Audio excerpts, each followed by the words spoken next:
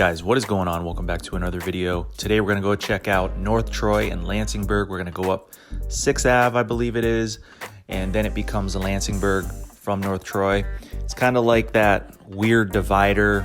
I don't know, it's somewhere up around Glen, 6th and Glen, I believe, when you're going down the main strip, so somewhere around there. But, you know, we haven't been out here in a while. I used to hang out here a lot with a couple of my buddies and things like that. You know, like I said, it's one of those places, if it ain't broke, don't fix it, I guess. But, you know, like I said, it's a cool little town. Like a lot of older architecture, things like that. A lot of older apartment buildings, but, you know, something cool to see. So don't forget, like, subscribe, and we'll see you at the end of the video. Peace.